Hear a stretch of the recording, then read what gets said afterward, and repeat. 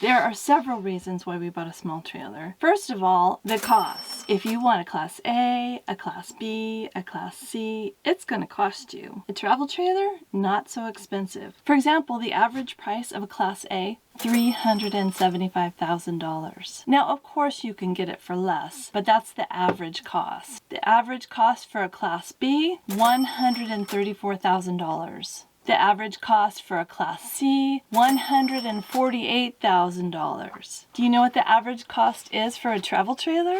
It's $35,000. Just $35,000. Now, of course, you need to have a tow vehicle, but then you can also use that tow vehicle as your daily driver, which is something that we do. And so that keeps costs low for us. The other thing that we really like about having a travel trailer is the versatility. For example, when we went to Yellowstone, all we had to do was unhitch our trailer from our camper and drive away. If you have a Class A or a Class C, you're not going to be able to fit in most of the parking spots around Yellowstone. Class B, depending on the size, you may be able to fit. Of course, an option with a Class A or Class C is a towed, but then that costs more money too. So then you have upkeep on two vehicles. If you watch the channel Nomadic Fanatic, you'll know that right now both his RV and his towed are being serviced right now. So he had to go out and buy a Class B van so that he could travel around and continue on his journeys. So if you have a situation where you have some insurmountable repairs on your Class A, you have an engine that fails or you have a transmission that fails, you either have to replace that engine or transmission or replace the whole thing. Whereas a travel trailer will not have engine failure. So your tow vehicle may have engine failure and you may have to upgrade that, which is one thing that we did because when we first got our casita, we towed with my Toyota Venza, which worked great. There was nothing wrong with it, except for we wanted to get further off the beaten path. And in order to do that, Doug bought the Toyota Tacoma. So now we have a lot more clearance. We already had clearance on our casita and we could get further off the beaten path. So again, going back to the Class B, a smaller Class B, you could definitely fit into some of those smaller parking spots at national parks. But then a lot of those don't come with a toilet or a shower. You might have a porta potty, so that's not as convenient as having a tow trailer with a shower and a toilet that you just leave at your campsite, unhitch, and drive away. So again, like I said, a travel trailer is, in my opinion, more functional off the beaten path because a lot of travel trailers come with high lift axles.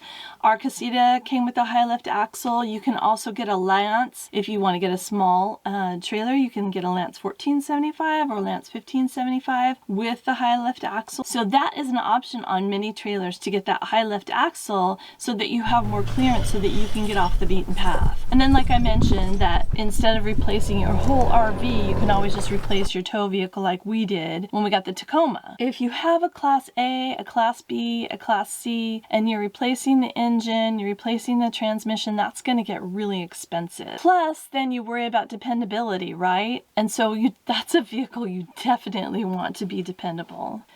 And you want to replace it when it has too many miles. When you replace your RV, you'll be leaving all your modifications behind. And believe me, I've thought about that. For the casita, all the modifications that we've made, not because it wasn't a great trailer, but because we wanted something special or something different. We wanted to be off the beaten path. So we wanted solar. We wanted to have a generator. We wanted to have a locking generator mount and a tray to put it on and a lot of different things. And just the things that make it personal. I'm getting ready to put curtains in. I'm getting ready to put a backsplash in.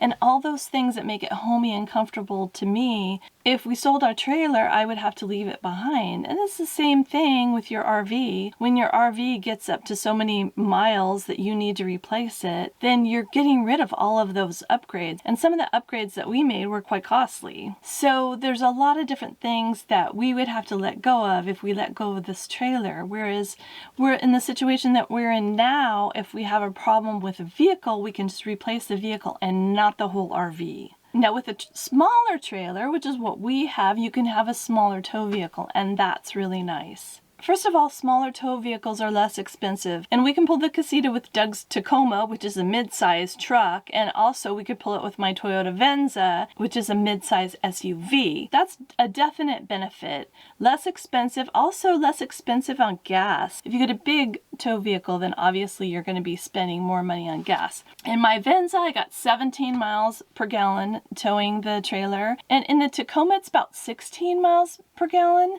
pulling the trailer, so I think that those are really good numbers. Now, if you have a diesel truck, of course, you're going to get better gas mileage. That just goes without saying. So recently, on our last trip, we paid $5 a gallon in California for gas, which is astronomical. And so having better gas mileage makes a really big difference when you go on trips. The other thing about a small trailer is that we can fit into small campsites. So a lot of the national parks and state parks here in California have very small campsites. And I would imagine other state park campgrounds have small campsites as well. And we can fit. So we have a lot of options for campsites when we go into Recreationgov or wherever we're going, Camp Nab. Then we can put in our trailer size, which is only 17 feet, and then we have more options for campsites really just about anywhere. And when campgrounds are getting full right now, even if you like to go to RV parks and they have some smaller campsites, then you have more options and more possibilities of getting in with this crazy camping craze right now.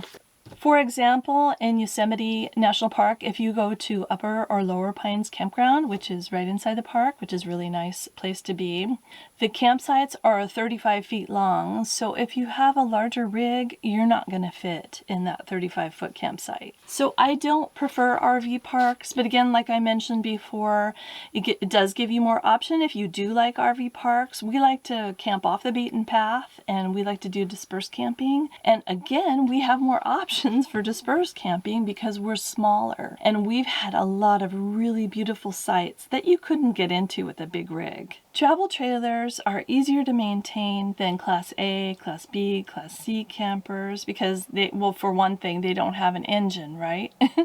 No engine, no transmission, and smaller travel trailers are even easier to maintain than larger travel trailers because they have a smaller footprint and less square footage, so it's less to take care of. And then if you get a molded fiberglass trailer, then you're in for a big benefit because you even have less maintenance. The other thing about smaller trailers is they're more nimble. They're a lot easier to maneuver. I mean, we've made U-turns in this trailer. You wouldn't do that in a big trailer. You might do it in a Class B, but you're probably not going to do it in a Class A or a Class C. It's really nimble and it's easier to get into sites. Doug can back this trailer all by himself. If you had a 40-foot trailer, I don't think you'd be doing that. Because our trailer's narrow, we don't need side mirrors, so it's easier to see around the trailer, and that's really nice as well. Small trailers in general are less expensive than larger trailers within their same brand. For example, if you're going to get a Lance trailer,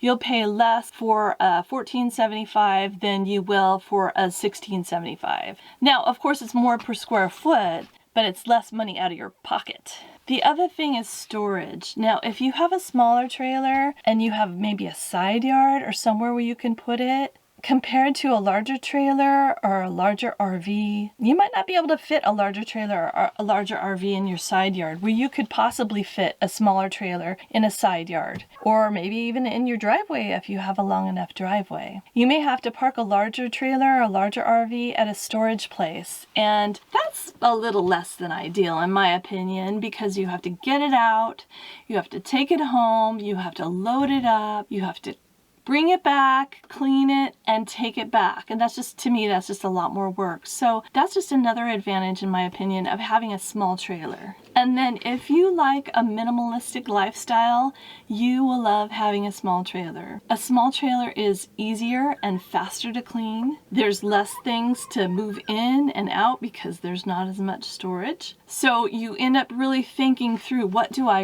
really need to have in this trailer, because you don't have room to take things that you don't need. You just take the things that you need, and you won't be hauling around things that you don't use. If you'd like to see more videos like this one, hit the subscribe button. If you'd like to have more information about molded fiberglass trailers, check out this video. If you'd like to see more of our small trailer, check out this video.